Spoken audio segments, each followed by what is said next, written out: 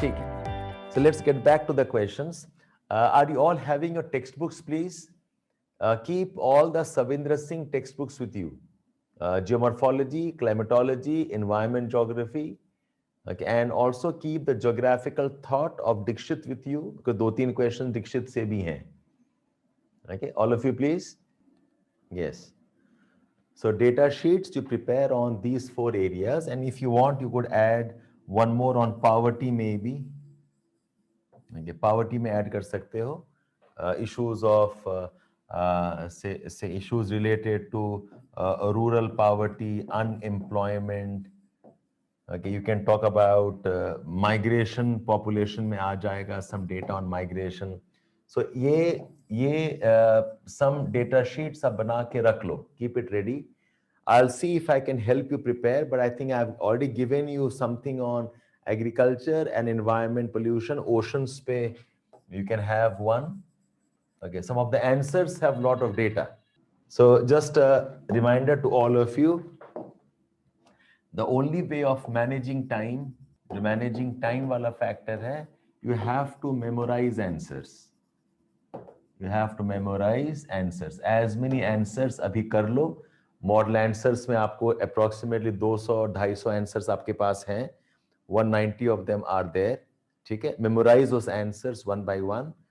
और memorizations में and while writing, okay, while writing 250 marks को 250 marks में मत लिखना. Write in about 200 or 230 words. That's why I said write in about 2 to 2.5 page. इतना ही लिखना, not more than that. In one page, now you know approximately आप 80 words ही लिखते हो one page में. Okay, so do not write 250 words and do not cross this. 100 word का answer जो है, this you can write in maybe 120 words or 130 words. 100 words को भी and 150 words को भी इतने में ही लिखना. Okay, so 10-20 words more in 100 words का answer and 150 को थोड़ा कम में लिखना. So this is how you will manage your time. And practice is no substitute to practice. Okay, keep on doing that. Acha.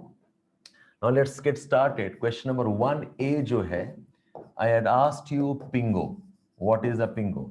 Now any landform based question जो होगा, you please try to define and explain the landform. Okay, draw a diagram for the landform, explain the process of the landform, talk about examples if you know. अगर नहीं है तो कोई देख examples. India में अगर है तो ठीक है, ignore. And where possible you might talk in the reference of importance. Importance has significance. Every landform will have some significance or the other. So maintain this pattern. What is a pingo? You have defined that. Introduction में define करो. It's a mound shape, elevation. Okay, it can be closed or open. If it is open, it has a lake maybe.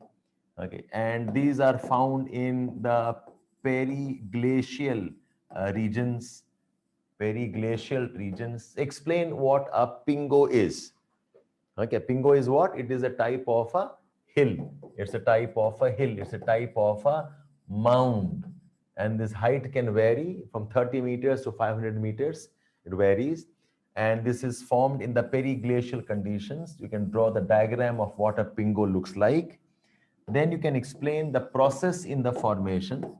Process in the formation. Though there are debates about it, the most convenient process that explains is the process of frost heaving. Okay, but there are some who says कि frost heaving से होता नहीं है. It's formed because of frost heaving. This is an underground, okay, say condition here. There is water. This water gets frozen, and because of hydrostatic pressure, as we have freezing, there is a push here, and this gets pushed out like this. Okay, so what we have is we have got a subterranean lakes or water that is frozen, and because of a hydrostatic pressure, associated with uh, groundwater, we can have, okay, we can have frost heaving. Okay, there is subterranean lakes, or there are water which are frozen, and hydrostatic pressure associated with groundwater. There can be frost heaving, and this frozen water can get pushed out. When it gets pushed out, what we ultimately get is a type of a mound like this. We get this as a type of a mound here. Okay, and this is the frozen, okay, lake or some water. Explain this, that's all. And in this structure, if you talk about, अगर आप इस structure में बात करते हो, so you have the you have diagram explaining it, you have got the sketch, process आपने समझा दिया, examples you mentioned that India does not have periglacial conditions, okay, which are very popular. Some areas might have, yes, lateral thrust, correct. Some areas in Himalayas can have. Otherwise, periglacial conditions in general India may we say we do not have. Tundra ke margins mein is not extensive. So nothing significant pingo in India nahi hai. So this is not in India as a significant formations nahi hai, but we do have these formations in part of Norway, in part of Canada and so on. So अगर India का नहीं पता है ऐसे लिख के छोड़ देना. And the significance largely are the lakes. जो lakes हैं, they are significant. Okay, source of drinking water for the local population. They're also used for fishing in parts of Canada and Norway. It is more of a local resource in the areas, okay, in the periglacial regions. Okay, so if you want to look up something on this, you have page number 500, 499 and 500 mein. It's a straight question that we have asked, nothing much to do here. Okay, let's move on. Next is, what is the ecological significance of the rainforest? Okay, biomes. What is the ecological significance of rainforest biomes? Yeah, it can remain as a mound, but sometimes the upper part also gets eroded and exposed. The water can get exposed. After coming out of the ground, okay, there could be land. इसके नीचे ये है. This is a closed pingo. Sometimes this can get eroded and removed. In that case, okay, the lake is now visible. That's how we call these as closed ones, or we call these as open ones. Okay, so ये कुछ landforms को आप लोग देख लेना please. ठीक है Pradeep? Okay, let's move on. Now, what is the ecological significance of rainforest? Page number 499 and 500. Okay, lens is a frozen water. That's all. So page 499, 500 में, okay, periglacial landforms, geomorphology Savindra Singh, page 499 or 500. Okay, let's get back now. So the next is ecological significance of rainforest. Now you tell me, when you say ecological importance of a forest, what are the 5-6 things you will talk about? Rainforest or the rainforest biome? Yes. अब मुझे बताओ कि to make it geographical and relevant, आप क्या क्या बात कर सकते हो? What all can you talk about? Ecological significance. Something, give me, yes. So ecological significance को ना, you can talk in terms of ecological niche. You can talk in terms of biodiversity. You can talk in terms of the gaseous cycles and carbon sequestration sinks. You can talk in the context of old growth of forests. Okay, these are like natural systems which should not be disrupted, old growth forest. Our equatorial regions, okay, areas of gene pool centers. Do we have gene pool centers? Yes. Yes. So there also are Amazon regions. parts of Africa, they also are the gene pool centers. Okay, can we relate this with, okay, biogeographical regions? Can relate with biogeographical regions. Dekho, when you write on these kind of topics, it is important that you write some language, relate it with some language of the geography. ऐसे importance नहीं लिखना है आपको. Yes. Okay. Holotropical, you mentioned that the rainforests are one of the most important biomes, the most important biomes in number one, the neotropical biomes, okay, important in the Ethiopian African biomes, and also part of the Indo-Malayan, okay, biogeographical realms. Then I know, okay, and you could always draw the map here, draw the map here, draw the map here, okay, and show this transition zone, show this transition zone, show this transition zone. Okay, so use terms from, yes, use terms from your geographical syllabus. कोई भी question आपका environment पे आएगा, environment का आएगा, mentally start thinking what are the syllabus topics in biogeography and what are the syllabus topics of environment geography. ठीक है, ecological significance इसी से ही बनेगा आपका. Yes, when we talk about the gaseous cycles and the biogeochemical cycles, यहाँ add कर देना, carbon cycle important यहाँ पर है, ऑक्सीजन साइकिल यही इंपॉर्टेंट है, hydrological cycle is important, they are the lungs of the earth, वो सब इस टर्म के अंदर आ जाएगा. Okay, talking about carbon sinks, sequestration and the rest. Okay, I hope you understand. And remember, I have talked about what are the principles of ecosystem. There are 4-5 principles of ecosystems. The principles of ecosystems include what? That there is interconnectedness.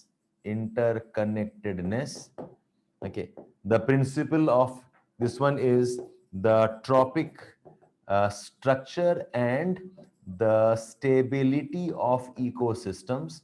जितना diverse structure होगा उतना stable will be the ecosystems.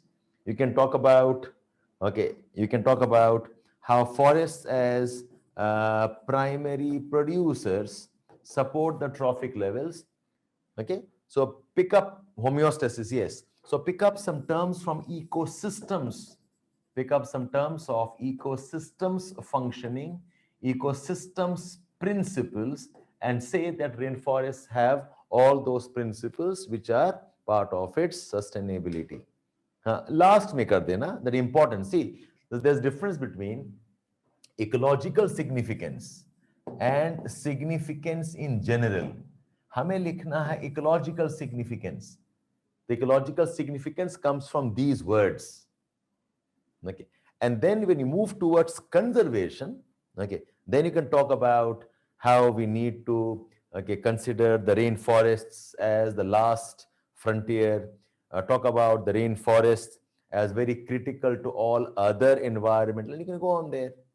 Yes, you can always talk about ecosystem services. You can talk about ecosystems services. Yes. Did you understand what I'm doing here? You will have a question on ecosystem in some way or the other. So आपको ecosystem का language जो है आपको वो use करना है. Use the terms, use the phrases of the ecosystem language. Okay. ये जो biodiversity के बारे में लिखोगे, don't just say that it has tremendous amount of biodiversity and keep quiet. Do not say that. When you say biodiversity, how does it look? How do I know that you know about biodiversity? Anybody can tell me? How will you convince me that you know biodiversity? There is biodiversity richness. Okay, there is biodiversity. Okay, uniqueness. Okay, there is habitat biodiversity. Right, like that. Yes. Okay, we talk about biodiversity, ecological niche. Remember biological succession, याद है आपको? Biological succession. Say that the rainforests are examples of the biological succession rainforest climax. Okay, climax के बारे में बात करो. How they are climax communities evolved over millions and thousands of years probably. So in answers of ecosystem, do not write the significance in general मत लिखो. Keep the language here. आपके answer में ये सब चीज दिखना चाहिए. उसके बाद specific ones, whatever variety of forests you know, okay, whatever variety, okay, जैसे कि the neotropical, okay, Amazon, यहाँ पे birds immense हैं यहाँ पर. You also have lot of swamp animals here. Okay, वैसे ही in the Ethiopian realm, you again can talk about the trees, hard trees here. Indo-Malayan, you can talk about, okay, the locations there and so on. Anybody knows, okay, productivity, rainforest का one of the highest productivity है.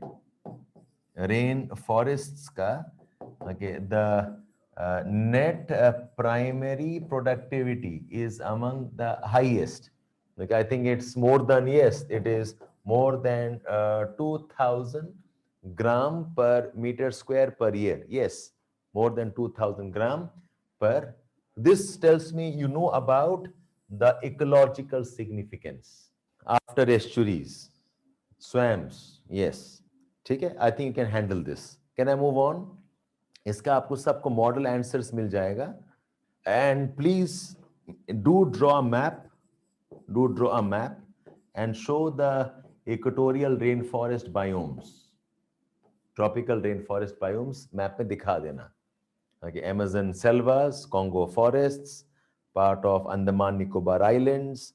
Conditions क्या हैं? Borneo regions, Sumatra, Java, and the rest. Next is write a note on behavioral matrix of PRED.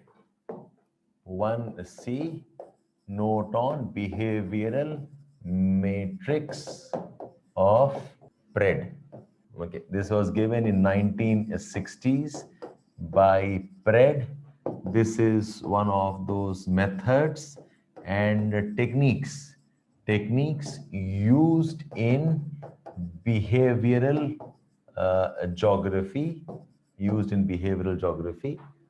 Okay, you can start off here and then you can move on towards saying what does it do. Okay, behavioral matrix is a tool for mapping how decisions are made, okay, on the basis of information available and the ability to process and analyze information. I think you all know this. Concept given in 1960s by PRED. It's a method and a technique used in behavioral geography. It is a tool for mapping. So these are the two important words you can't forget. It's a tool for mapping, a technique for mapping how decisions are made on the basis of information available and on the basis of the ability to process the available information. Okay. Now this behavioral matrix is basically a graphical tool to plot and to predict the possible decisions on a decision making plane. Okay, what is it? It's a tool to plot and predict the possible decisions on the decision making plane. So इतने में आपका introduction more or less हो गया. Graphically, you can show this diagram. It's a pretty popular diagram that we have. So I think all of you know this. ऐसे बना सकते हो. We do know of graphs which also show like this. Either ways, ठीक है? So on one side we are showing the quality of information, और एक तरफ है the quantity of information. Quality is nothing but the ability to process the information, and quantity is the amount of information. इसको आप reverse भी कर सकते हो. That's your choice. Okay. So I'll show you the page numbers in the Dikshit also. Okay. This is what it does. And then the person can be anywhere here. Now you can plot this on a decision-making plane. You can plot this on a decision-making plane. Say, if you are in this position, this could be your decision D1. If you are here, you could have a decision D2 here. If you are here, your decision falls probably D3 here. So you have mapped this on the basis of some empirical. Like you remember this, that the mapping of the decision-making process is done on the basis of empirical experience, is done on the basis of empirical data. आप plot करके you find out that if you are somewhere in this zone, you probably might take this type of decisions. If you are in this zone, you probably might take this type of decisions. Okay, the mapping is done on the basis of empirical experience. Yes, so this is the part of the introduction. Now you can discuss the body of the answer jo hoga. Body is number one. See, what does the behavioral matrix do? Okay, the behavioral matrix as a tool is challenging. It is challenging the notion of the perfect economic man, the perfect economic and the rational man. Okay, why? Because if you are perfect and you are rational, you are probably somewhere here always, and you always will take only one type of decisions. It's challenging. It says a person can be anywhere here.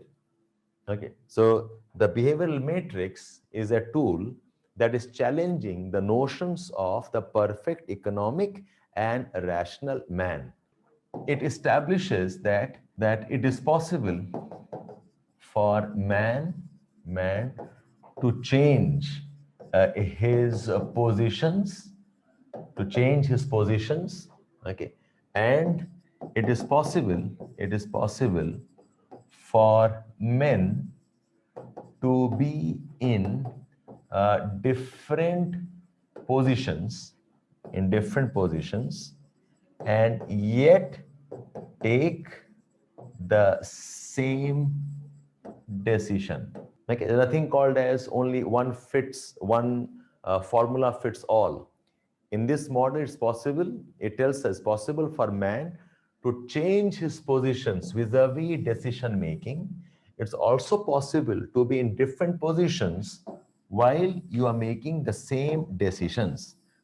Okay, so agar ye graph hai, it's possible a man was here, then he came here, then he came here, then he came here, he comes back here. He's changing his positions. Either this, or it's possible that the people in different positions and all of them can still take the same type of decisions. Okay? So one size fits all is what this model is challenging. This model is challenging. Now this model का main limitation है that this model continues to be positivist in approach. It continues to be positivist in approach. It tries to map objectively what a person thinks and chooses, subjectively. And that is why this method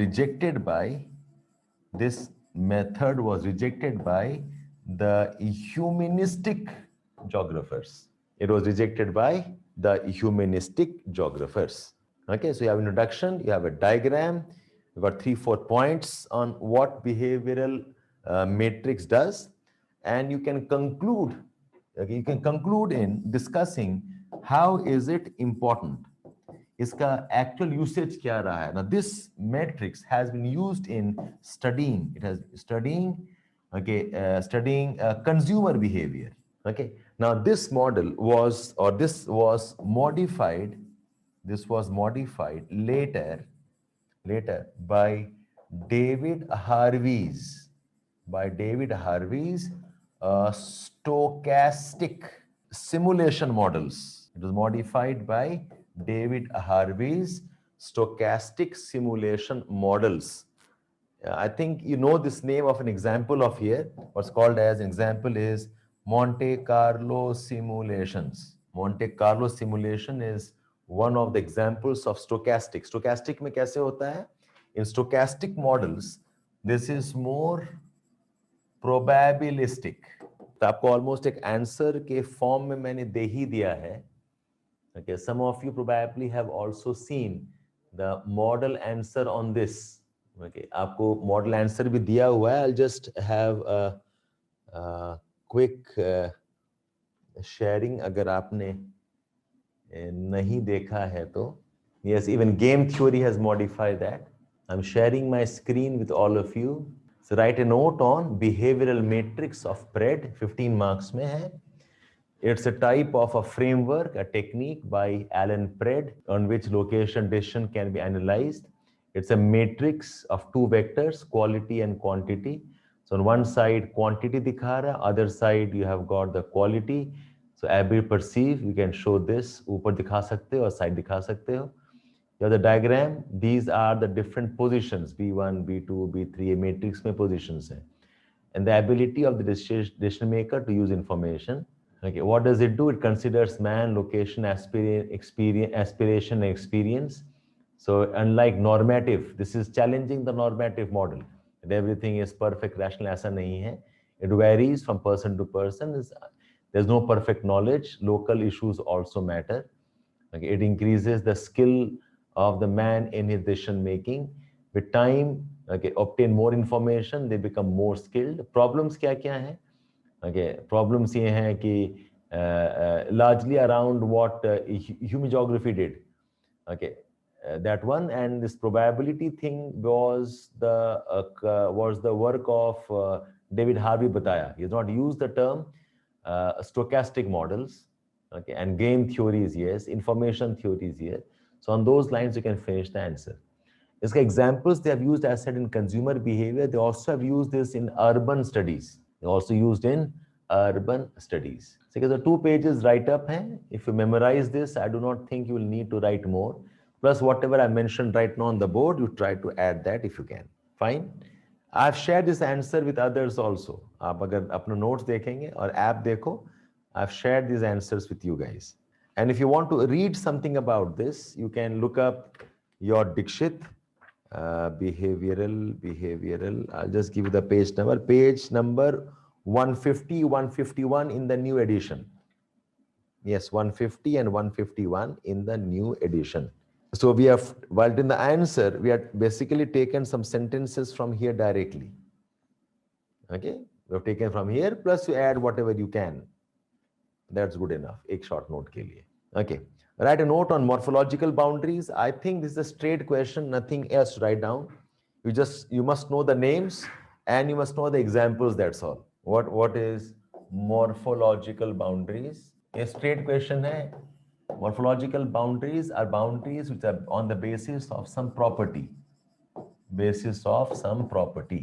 So they can be boundaries based on physical properties. They can be boundaries based on geometrical properties, boundaries which are based on anthropogenic properties, and which are hybrid, they are composite. Okay, physical properties के basic boundaries, they're based on mountains, rivers can be examples, and those by lakes. Example of mountain-based boundaries, you know, Himalayas, Pyrenees, Caucasus. Rivers as boundaries, you have got River Amur, Rio Grande, and the rest. Lakes as boundaries, we have Tanganyika, Lake Malawi, Lake Superior, the Great Lakes. वही लिखना है आपको. Geometrical boundaries, that uses lines, that uses arcs, that uses latitude, that uses longitude, you know, in Africa, 49th parallel, and the rest. So morphological में issue नहीं है. Anthropogenic कौन से वाले हैं? Those where history has been important, maybe wars and ceasefire has been important, maybe cultural boundaries or ethnicity-based boundaries or language-based boundaries. Okay, these are examples of anthropogenic. You know the examples, I'm sure. ठीक है, nothing much discuss here. What are meanders and how are they formed? 1E, what are meanders and how are they formed? What are meanders and how are they formed? Okay, so you describe it. Meanders are, देखो, see, these type of questions, they look easy and they are easy.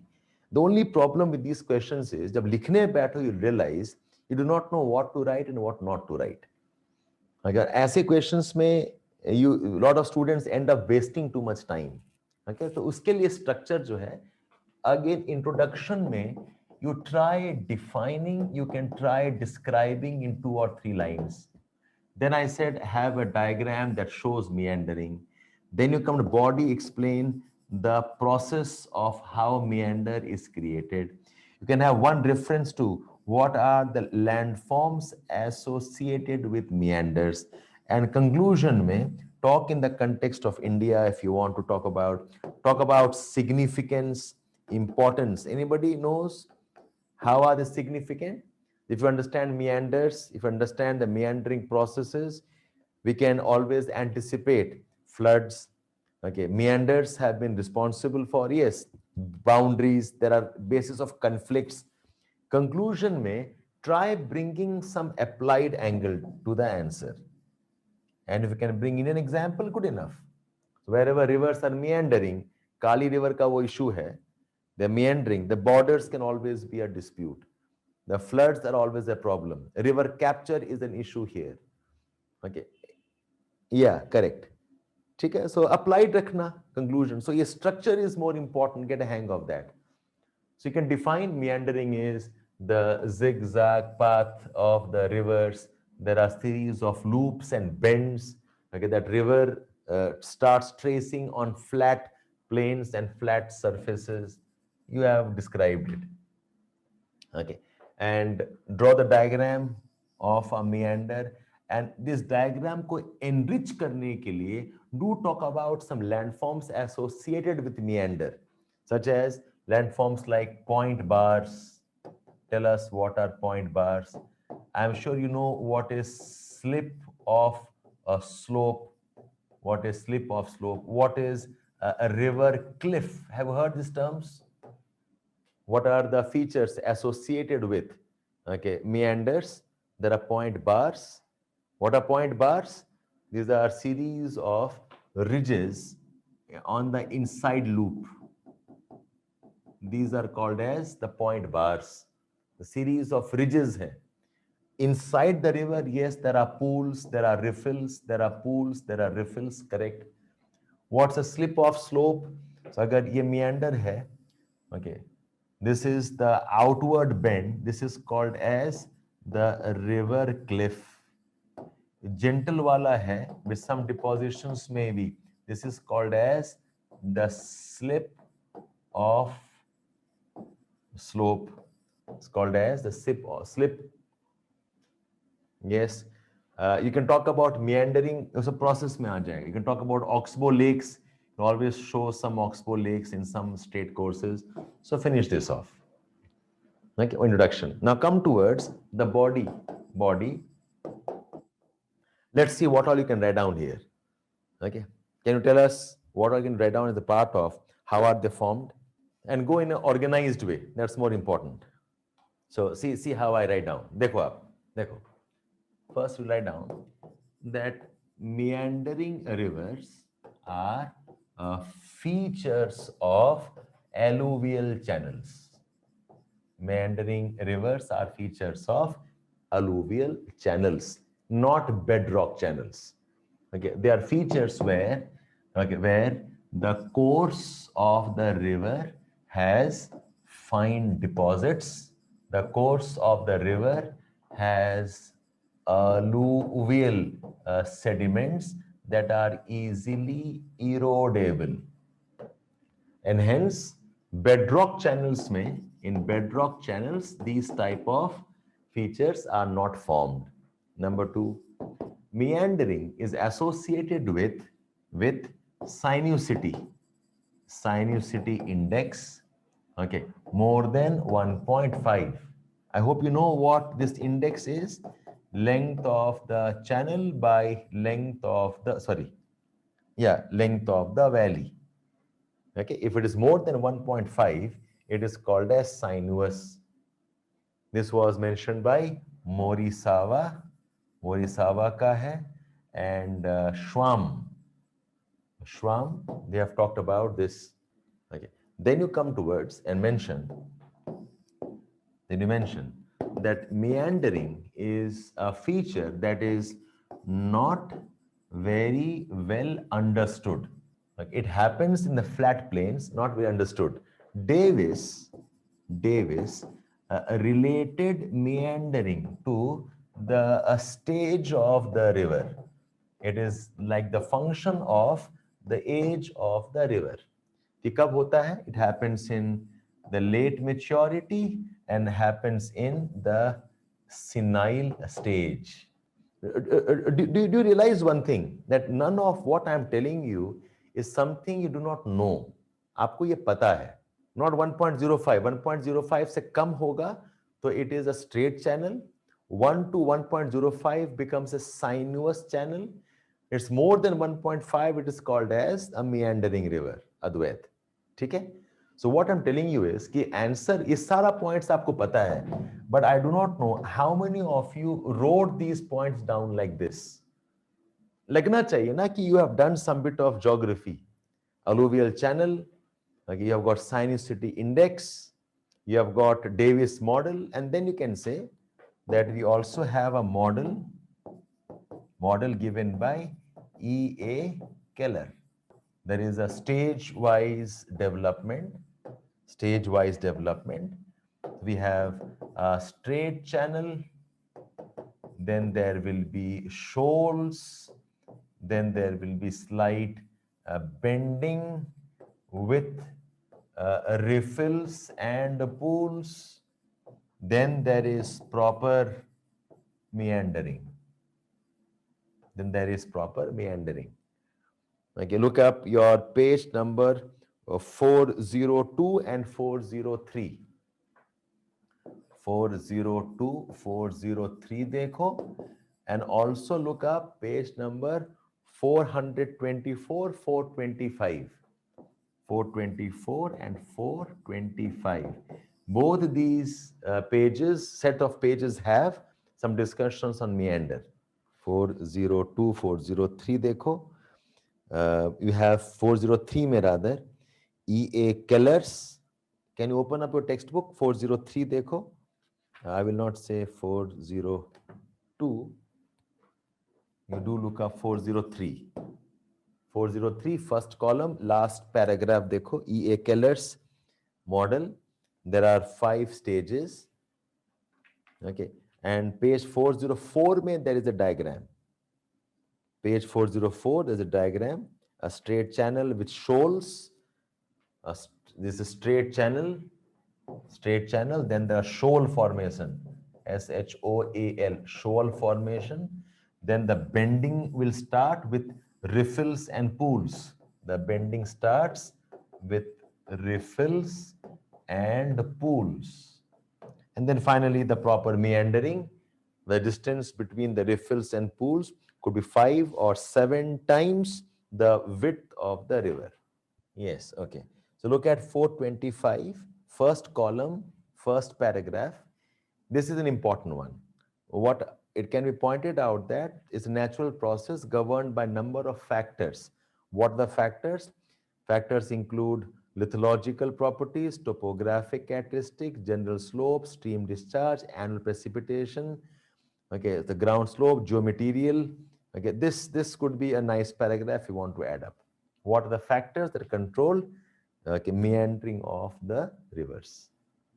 Okay, let's move on now. Next question is, what is desertification? Elaborate the causes of desertification and what are the mitigation measures. इसमें मुझे कुछ खास सिखाना नहीं है, so I thought I might as well quickly show you. So this is the answer. UNCCD reference में important है. UNCCD defines desertification as the gradual process of soil productivity loss Now, this is an example of a typical, definition type of introduction. Soil productivity loss, okay, where thinning of vegetation and human activities, climate variations such as prolonged droughts. It is not a natural expansion. It happens because of land degradation. So this is the introduction. Okay, you have drawn the map of India. Okay, show what are the areas. Now, even if you did not know exactly कहाँ पर होता है, can you not guess where we have the problem of desertification? Desertification कहाँ कहाँ होगा? Parts of Rajasthan में है, parts of Ladakh में है, Jammu Kashmir में होगा. We'll have in parts of Telangana. The dry regions will have. मैं उतना ही दिखा दूँ ना, that's all. Okay, we'll have on the left hand side of 100 centimeter ISO height. So the part of Ladakh, you have shown this, Rajasthan, the subhumid regions, okay, some parts of Karnataka, Telangana, okay, you can name this. And ये listing है, ये globally कहाँ कहाँ पर है? Africa में है, arid regions of California, Sahel है, semi-arid regions of South Africa, Australia, and India. Yes, you can make a world map also, Kushagra, you can do that. Remember this data, okay, about 30% or 1/3 of India is undergoing some form of degradation, and 50% of agricultural land is vulnerable to desertification. Okay, so एक page में you can always show, yes, in A1 all the dry areas will have desertification problems. And what are the causes? Causes में आपके 4-5 cause important है. Okay, the most important is land fallowing related to droughts is a cause. Deforestation is a cause. Because of overgrazing is a very, very important cause. Overgrazing will loosen the soils. It can also cause desertification. And desertification invariably is also because of climate change. ये 5 रखो आप, desertification, deforestation, farming practices, urbanization, climate change, and over exploitation of resources. So if too much of water is being used, you can have a diagram here. Okay, and what are the efforts for mitigation? Efforts of mitigation. Can you remember some technical concepts in how to remove dryland farming, for example, watershed management, for example, conservation agriculture? You remember conservation agriculture का क्या-क्या component है? Crop diversification, you have got mulching, zero tillage. Yes, Advait. The 3 components of, okay, conservation agriculture.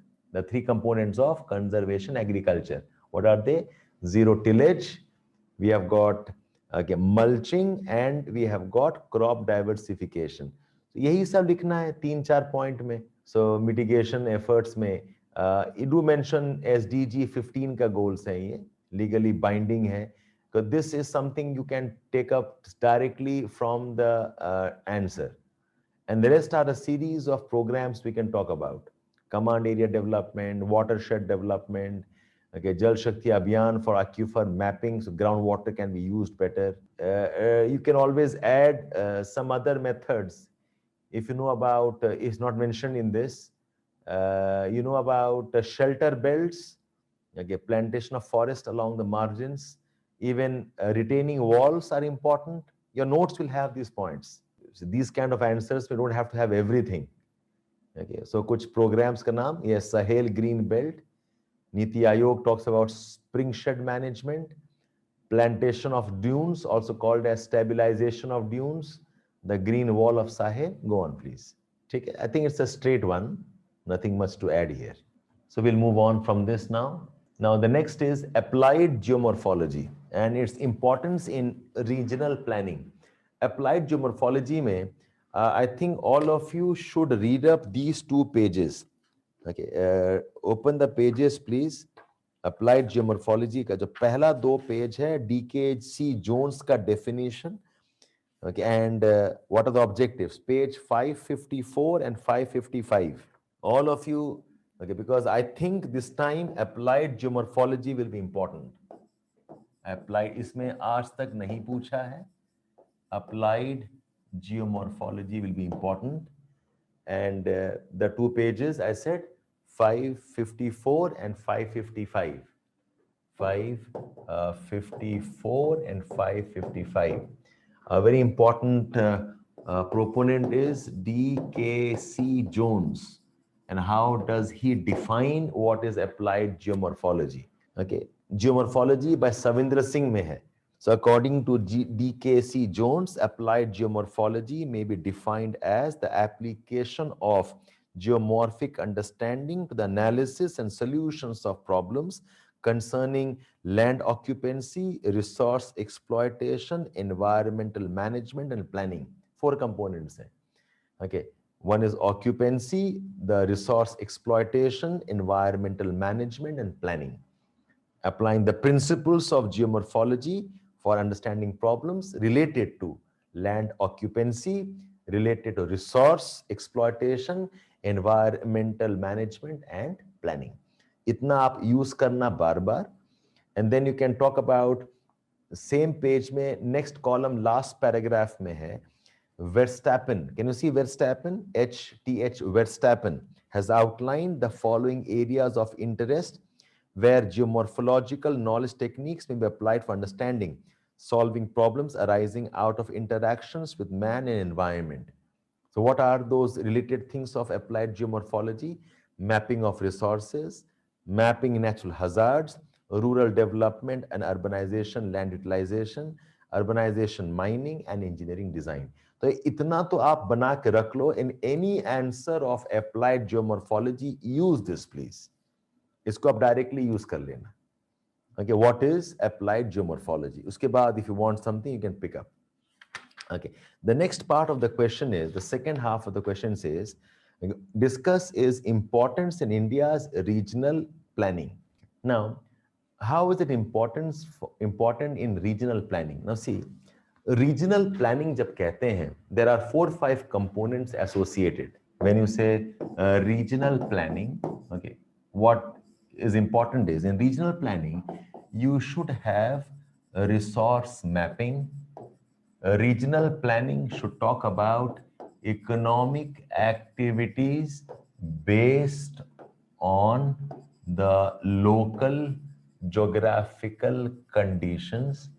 Regional planning is also related to hazard mapping and related to disaster management. Regional planning is also related to environmental sustainability. Okay, and of course, associated developmental infrastructure. So if these 4 things can be done, we say you can have regional planning.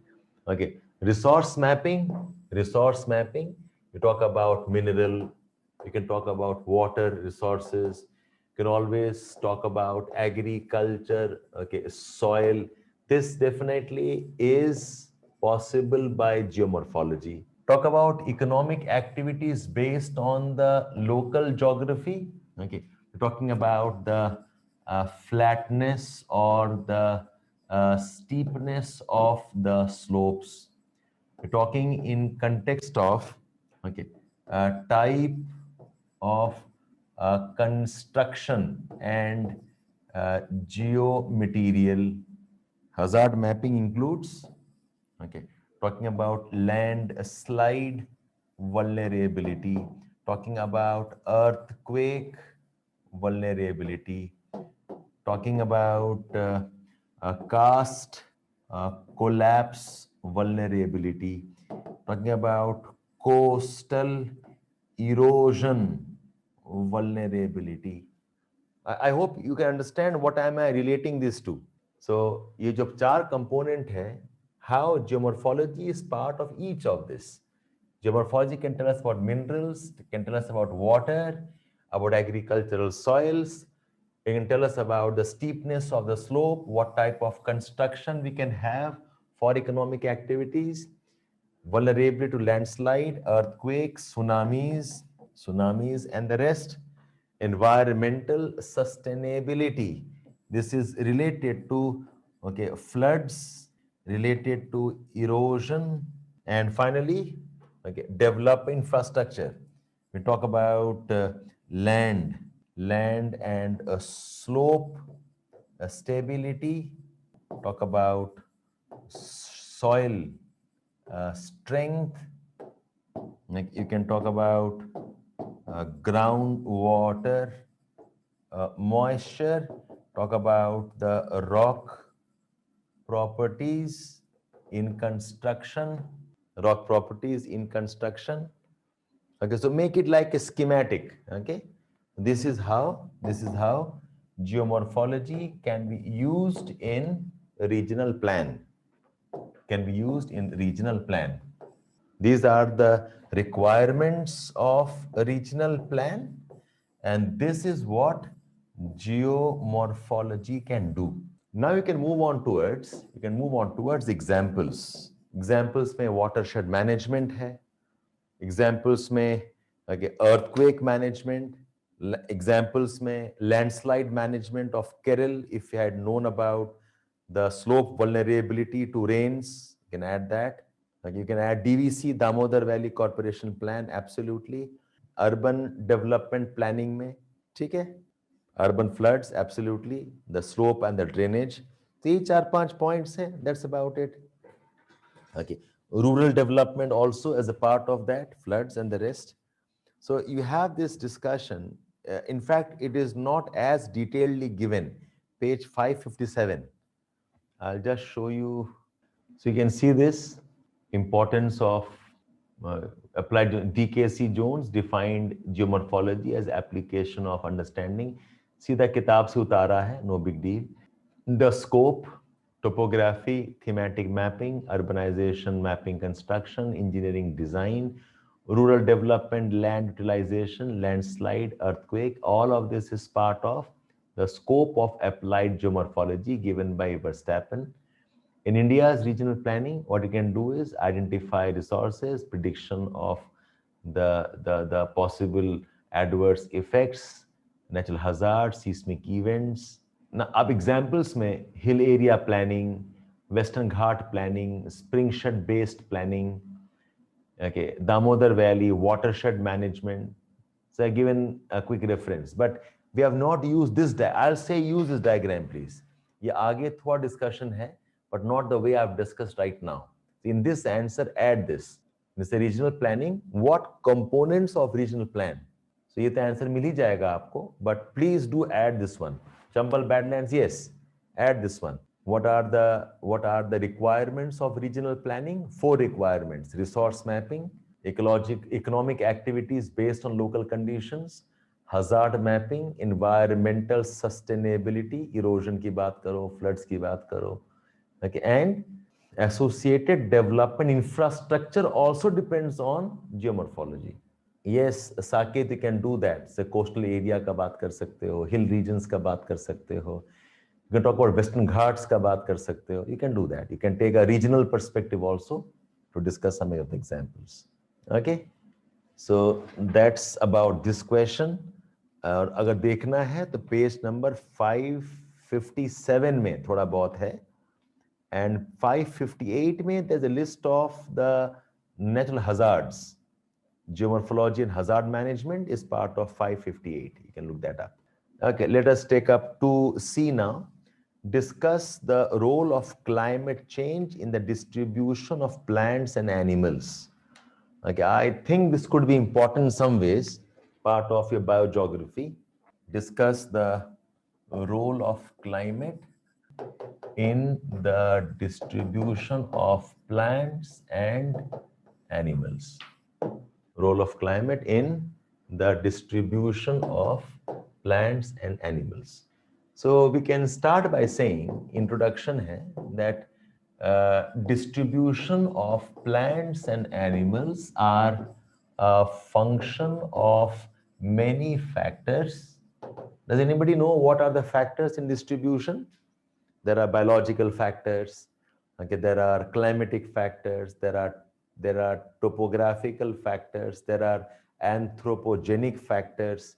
You can discuss those, the biotic factors and so on. Okay, there are many factors and climate is one of them.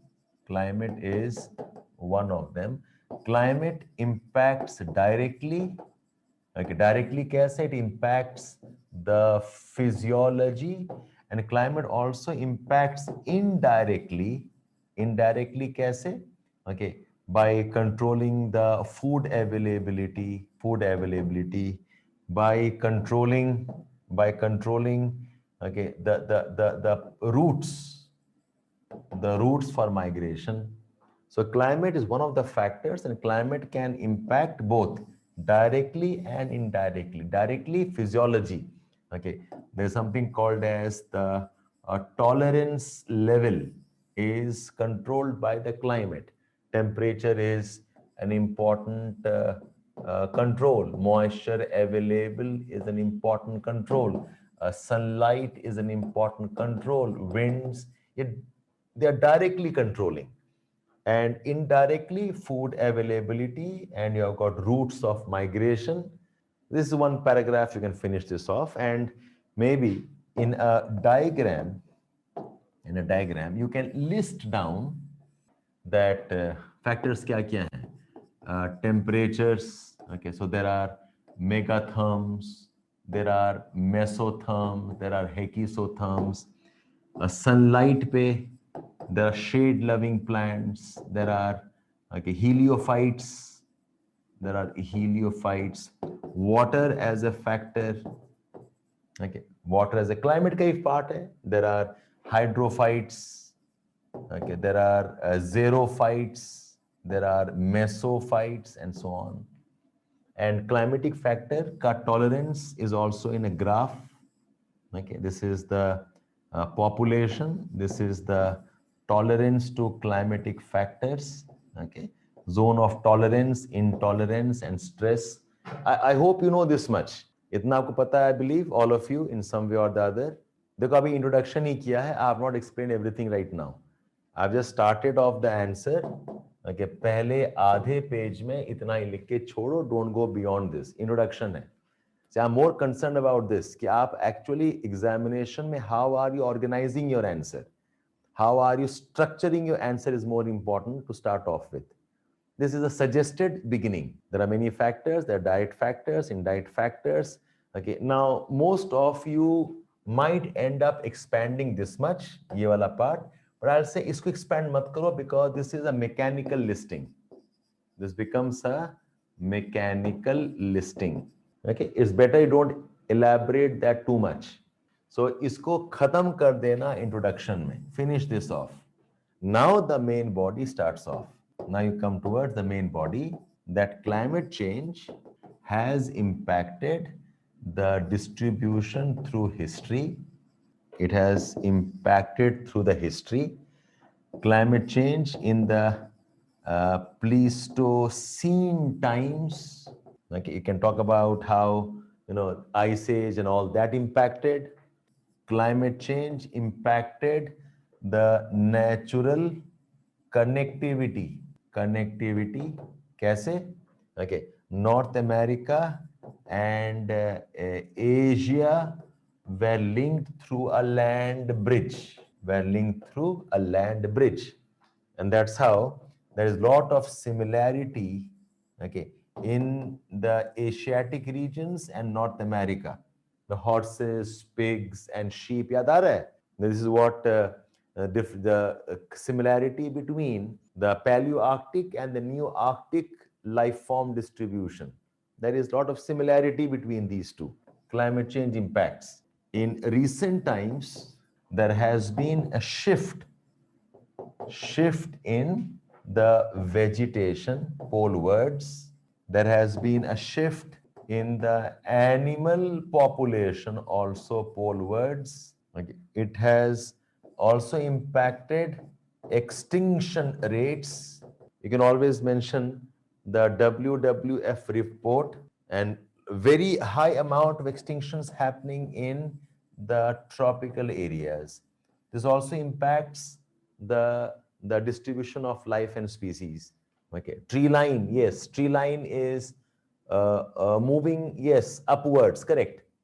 Do add that, tree line moving upwards. Yes, species velocity, climate change velocity rather. So as a part of the recent one, climate change, you explain 4-5 points here. Coral extinction, corals are also expanding. And you know what is animal conflicts which we come in. Okay, yes, coral reefs now conflicting with kelp forest. Correct. Kelp forest. Sea urchins are destroying a lot of kelp forest. KELP. Kelp forest, like the rainforests, the foundation forests of the oceans. KELP. One type of seaweeds and algae. So I think you have the terms with you more or less. Are you able to recall this? My objective in this discussion has to be largely in terms of structuring the answer for you rather than teaching the concepts here. अगर आप structure कर लेते हो तो my work is more or less done. You can have a look at the answer here. Role of climate change. There's a wide range of variations in the distribution of plants, animals. Okay, biomes are there, but there are factors. So ये factors मैंने diagram में डाल दिया है. Environmental factors, light, soil, winds, topography, water, biotic factors, just a sense of schematic. Role of climate change. So Pleistocene ice age में क्या हुआ? 90% of it goes extinct. Tertiary times में, okay, again there's an impact here. Cooling, latitudinal distribution बन गया. Land bridge, how the life forms cross the Bering Strait. Okay, a lot of similarity between Asia and North America. Goats, horses, pigs. Okay. Then with the Pleistocene ice age, cycles of warming and cooling interglacial periods. Okay, you can have a quick discussion here. Now, present day climate change, poleward migration, species radiation, case study, expansion of the kelp forest and the coral reefs ka results in interspecies competition. Fair enough. Okay, आपको आपका this is 15 mark का question है. So it should have been over in 2 pages, but we have stressed a bit more just for sake of completion. आप इसको पूरा लिख नहीं पाओगे, but does not mean you should get any substandard answers here. Okay, so please work accordingly. So that takes care of this question. Question number 2C. Come to question number 3A.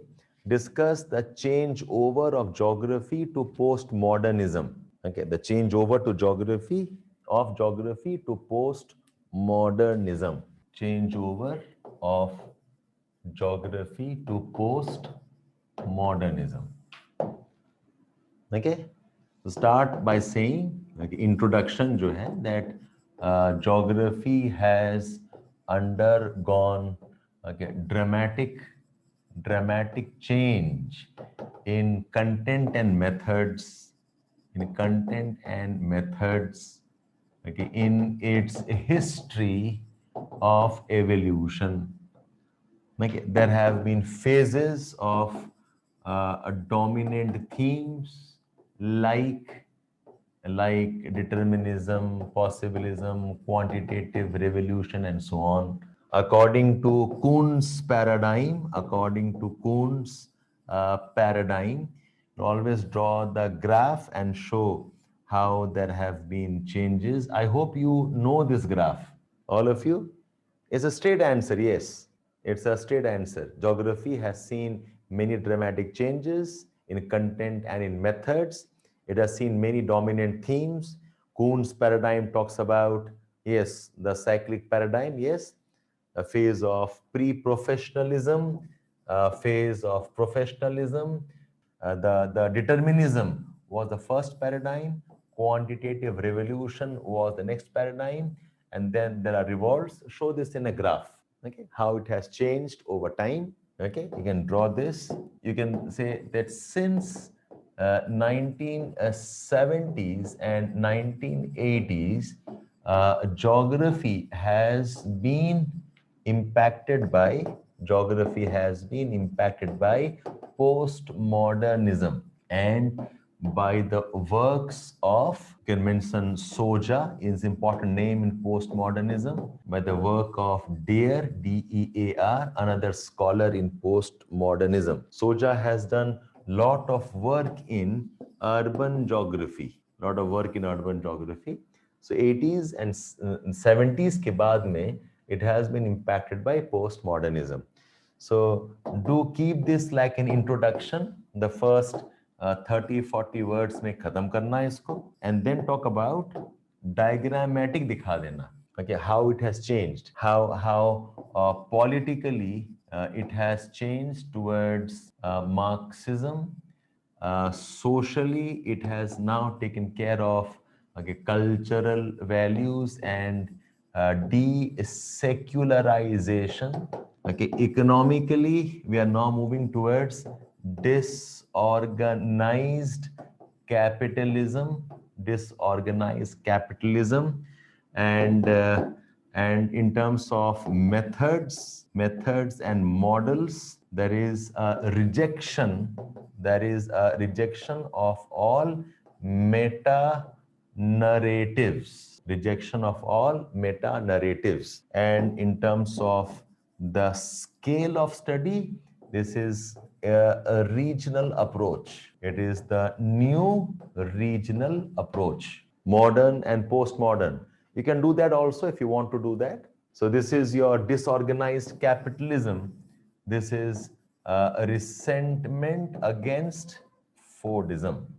Marxism है, but Marxism का भी ये एक variant है. It's not exactly Marxism, it's a variant of Marxism. It has in style, in method and epoch framework. Yes, absolutely. Postmodernism is a style. The methods is more based on hermeneutics and debates. And epoch, it's like a time of a new thinking. Yes, absolutely, Saket, you can do that too. So just a suggestion here. Now, what were the main developments in geography? ये आपका main question है कि how did geography change? Main development क्या था? One very important development of postmodernism is that it revives interest in cultures and religions. That's why we're saying that this is a phase of secularization, like a desecularization, the revival of culture, revival of religions, subjectivity, there is revival of the idea of geosophy. This is influenced by humanistic geography.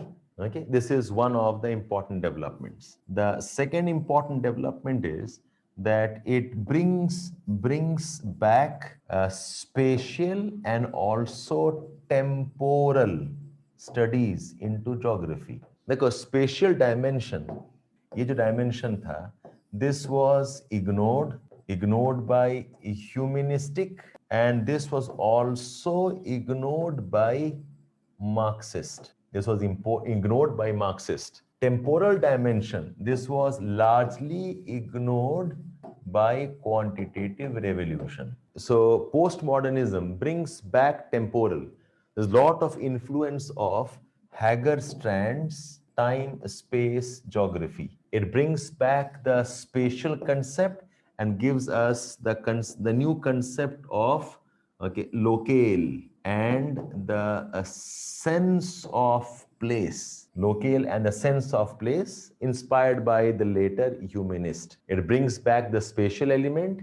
It brings back the temporal element in geography. Otherwise, temporal element was ignored in quantitative revolution, and the spatial element was ignored initially by the humanist. It was also ignored by the Marxist scholars. Spatial and temporal. So I'm asking you now, what was the change over? Change कैसे हुआ है बताओ? Okay. Then, postmodernism rigorously studies impact of poverty, impact of inequality. It talks about environmentalism. So postmodernism में applied aspect is very important. Applied aspect is a very important theme in postmodernism. That's why I'm talking about poverty and inequality. So postmodernism includes gender geography.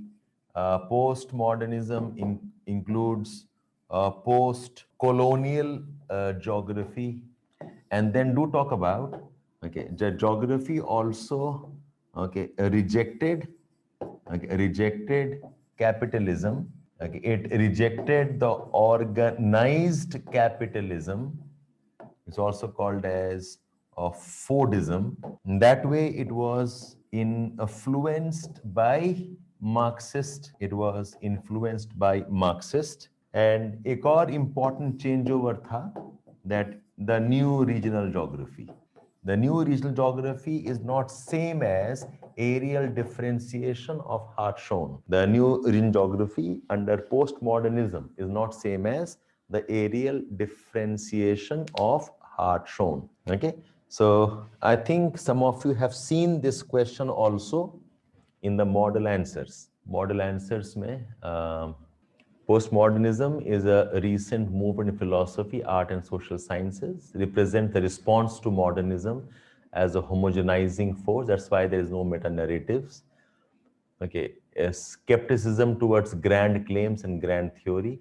Sociology में कैसे है disrupted capitalism, no meta narratives. This diagram I've taken straight away from your textbook. Page number 295 देख लेना please. And then I have the headings, influence of political economy in geography. So Marxist का क्या influence था, and so on. Bringing back social and spatial science tradition. Okay, how time space was brought back into geography. Okay, ये methods I forgot to mention right now. The method was hermeneutics. Hermeneutics का मतलब क्या होता है? A kind of a debate. Hermeneutics method was made popular by Buttimer and Juan. Hermeneutics was also part of humanistic studies. This was that. And the birth of new regional geography. बताया भी आपको? The new regional geography that talks about culture, the sense of place, and so on. And this post-colonialism, feminist geography, post-structuralism, talking about inequalities, exploitation, and the rest. Because I think this is a fairly decent summary of this topic. इसी को memorize कर लेना, I don't think you should have any problem on this. Okay, in Dikshit page 295, Dikshit. I hope you have the new edition with you. Dikshit 295. अगर old edition है, लिखा होगा मैंने. In the old edition, this is, anybody has an idea? In old edition 276 hai. Okay, this is 276 in the old edition. 276, 277. Okay. Okay, let's move on now. 3B, unrestricted population growth of urban areas necessitates holistic development of urban landscape. I do not know how many of you attended this answer. Okay, shayad many of you would have left question number 3. That is my guess. But this, I think, is an important question. How population growth is now making urban planning different. Question number 3B. Okay, the problem of growth of urban areas and the need for urban landscape. Now, dekho, the moment you talk about urban development, you talk about urban landscape, there are 6-7 things your answer must have. देखो urban पे तो question पूछेगा ही पूछेगा. Settlement geography, खासकर urban problems, pollution, it will be there. So 4-5 things याद रखना. You have to talk about urban sprawl, okay, and peri-urban regions. Do talk about the fringe, okay. Then do talk about the problem of urban hazards, including fog and pollution के बारे में बात करना. Do talk about TOD and clustering based urban planning. TOD is what? Transit oriented development. That's an important solution. Urban problem. Anybody knows what is the SDG related to urban area? SDG 4 hai. SDG 11. This, do you know what is the concept of sustainable urban development? Sustainable development of urban areas includes localization of resources. It also means local agriculture. It's also IT and systems-based approach. It's about waste management. It's also about poverty and security. I do not know if you know this or not, the concept of new urbanism. ये points आपके answer में होना ही होना चाहिए. What is new urbanism? New urbanism के 4 components हैं. And new urbanism, one very important thing is walkable community. New urbanism also includes environment and open spaces. Okay, new urbanism is cultural diversity and of course environmental sustainability. These are walkable communities. Wherever you want to go, you can walk. Walkable communities. Open spaces when more parks, open spaces. There must be cultural diversity and cultural activities, art, dance, drama, and the rest. Again, also environmental sustainability. And of course, इसके अलावा the economic sustainability. तो आपके urban answers में ना ये points होने चाहिए. Okay, these points should be there in urban problems, urban development, urban solutions. Yes, gentrification also. Why not? Yes, gentrification issues. Examples के लिए spawn city, charter cities, you can go on there. Okay, because I'm looking at the idea of sustainable development of urban areas, sustainable development of urban centers की बात कर रहे हैं. You should have this. So your answer is asking us that if there is disproportionate growth of urban areas, we need to have some kind of a holistic development of urban landscape. Okay, you say yes, agreed. When there is rapid urban growth, when there is rapid population growth, severe, and now right now almost 50% of the population of the world lives in urban areas. ये और भी आगे बढ़ेगा. Rapid growth है. You'll find more and more large cities, okay, dominate the settlement landscapes. ये वाला होगा.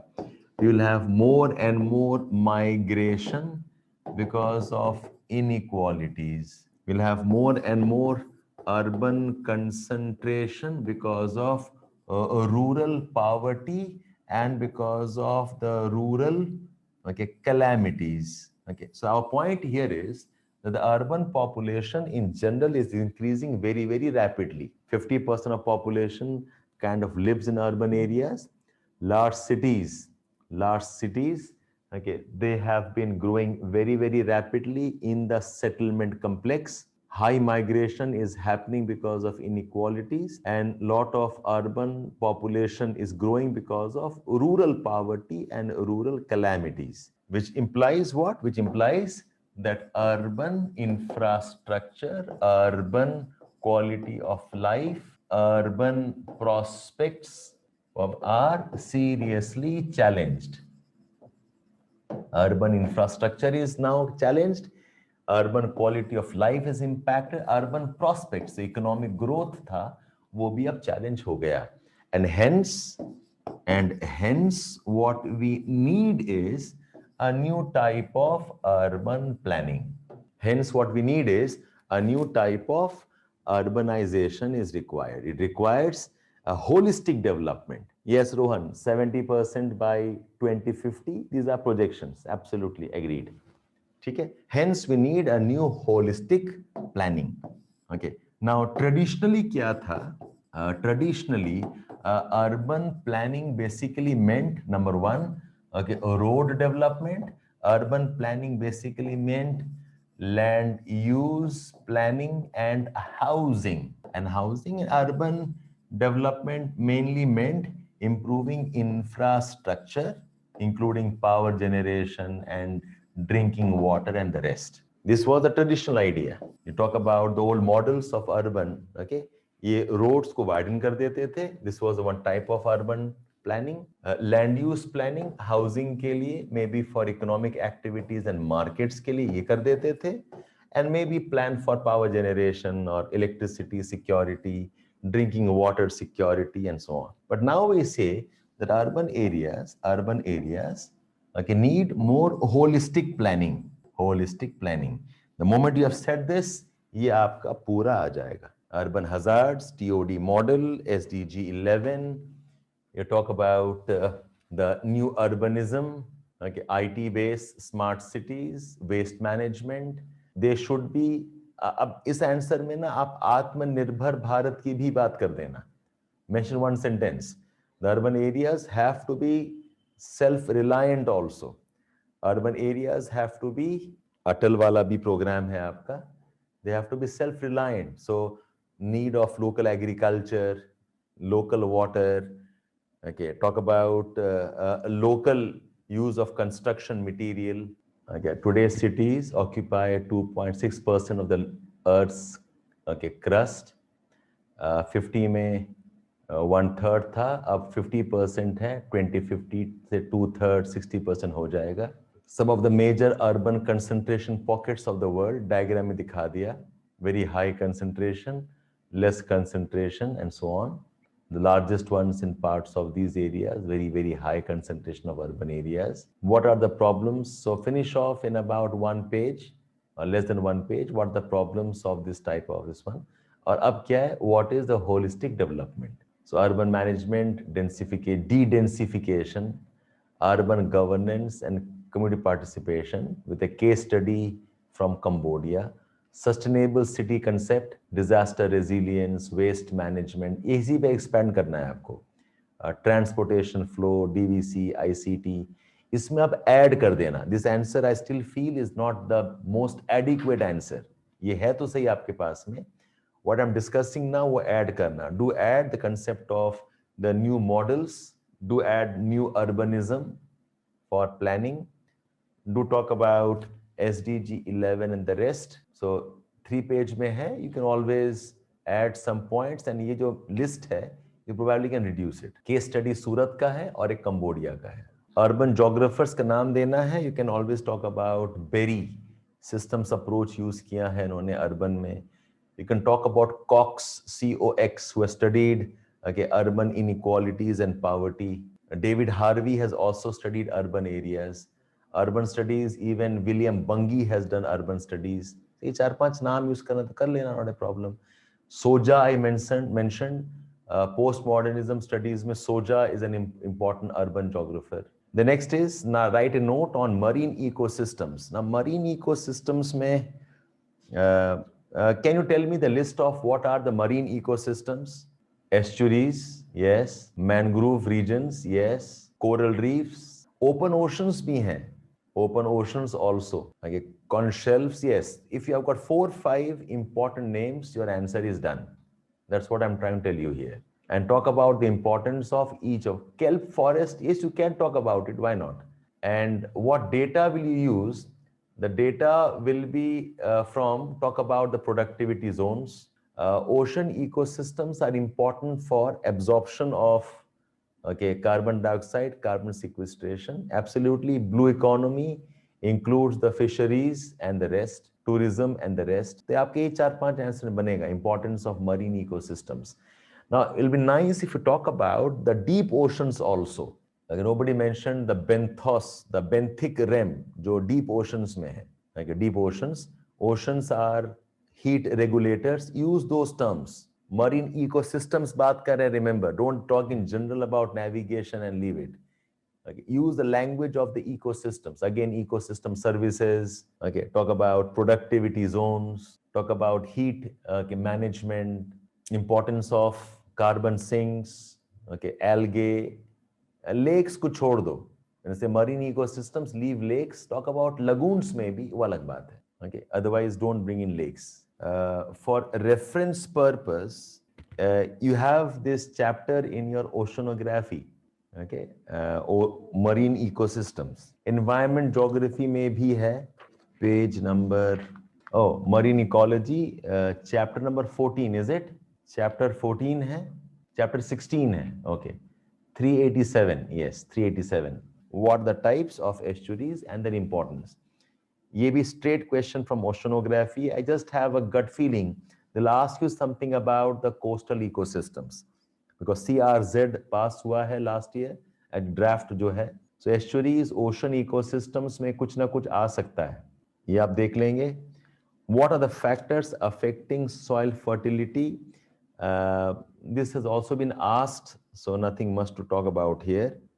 Topographic discordance क्या होता है? 6C. What is topographic discordance? Topographic discordance are the features of rejuvenation. Okay, valley in valley, entrenched valley. Okay, what are, yes, misfit rivers. Already asked, yes, correct. Topographic discordance. And what are the features of these? Discuss them. ये straight question हो गया आपका. Okay, now question number 8A. 8A is more or less what I have discussed in 3A.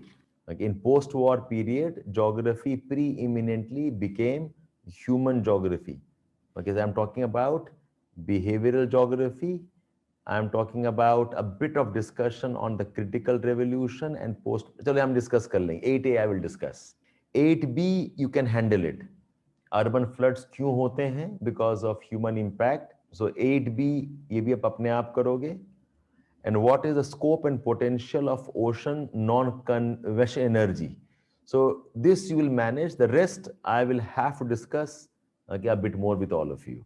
Okay, so I want to keep 7-8 questions for tomorrow so that I can do justice to your discussions. 4A, okay. What are the applicability of limits to growth model with respect to expanding population globally? Let's do this one. Discuss the applicability of limits to growth model with respect to expanding population globally. You start the answer by saying what is limits to growth. Yeah, all of you, I'm doing question number 4A, dekh lo aap, please. Start with what is limits to growth, 1972, Forrester, Meadows and Meadows. Based on computer simulation, there are 5 parameters. Okay, show all of that. That tells you what is limits to growth.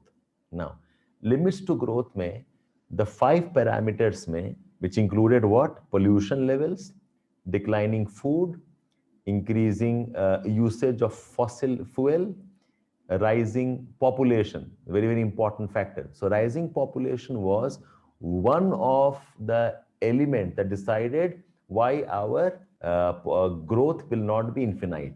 Now, what does rising population do? Rising population does 4 things. Remember this. Rising population will demand more food, and food ultimately will become limited beyond a point you cannot have productivity revolution. So food, ये थोड़ा Malthusian है, food. Rising population can also lead to demand of more economic growth and more employment. And more economic growth is associated with pollution. So right, this is how you break up. Rising population will result in more food requirements. Number 2, rising population will result in more economic growth demands, therefore more production and more pollution. Number 3, rising population will also lead to more inequalities, more poverty, more conflicts. More conflicts. Now, this is a dimension limits to growth does not talk about. Limits to growth does not talk about problems of conflicts, wars, problems of human poverty and exploitation.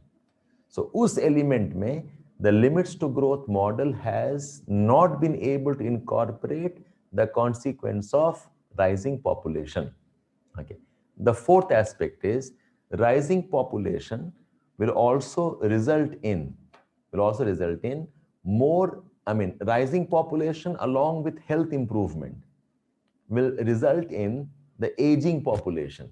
और aging population का जो challenge है in growth and development, okay, that also limits to growth does not, okay, explain.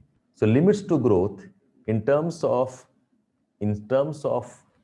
growth of population, it talks about basically resource and food challenges and pollution. ये 3 चीज की बात कर देता है. Resources shortage, food shortage, and pollution problems. It does not talk about the conflicts. It does not talk about the change in the structure of the population. I'm asking you, how does limits to growth, okay, how is limits to growth applicable in terms of expanding population? So 3 case में applicable है और 2 case में applicable नहीं है. It does not talk about applicability in terms of poverty and conflicts, and second in terms of population structure. Now, waste problem is there. Waste problem is part of the problem of the limits to growth. Pollution की बात कर रहे थे ना, it is there. It is there. Okay. So conflicts is the major gap. Conflicts is the major gap. अच्छा, एक और point add करना. The limits to growth does not talk about natural calamities, earthquake calamity, droughts calamity, floods calamity, cyclones calamity, and in increasing population, the calamity vulnerability also increases. Limits to growth does not talk about natural calamities, vulnerability to earthquakes, big time volcanic eruptions, tsunamis, cyclones की बात ही नहीं करता है. It's almost implied types. And with growing population, the population's vulnerability to calamities will also increase. That also is ignored. Calamities impact has been taken up by another book. 2012 में publish हुआ था, 40-year future. 40-year future में हुआ था, where they're predicting by 2052 what can be the changes. In that, they've added the consequence of calamities. So what does limits to growth not relate in terms of growth of population? It does not relate with conflicts. It does not relate with the changing demographic structure. It does not relate with the problems of calamities. A global forecast for the next 40 years, correct? 20 और एक भी था इसके पहले beyond 30 years और 30-year update एक था. This was published in 2002 में एक था, correct? In 2002 30-year update था और एक ये वाला है, ये this was published in 2012. Okay, forecast for next 40 years. So in this they have taken up the impact of the calamities. That's about it. What are the approaches to study of behavioral geography? This is simply asking you, tell us about behavioral approach and the humanistic approach. That's all. Question number 4B जो है, did you all attempt this question? ये easy question था in fact. Question number 4. The approaches to study of behavioral geography. Talk about behavioral approach. उसमें क्या-क्या details थे and humanistic. That's all. Okay, the 6-7 questions we have. I'll wind it up tomorrow.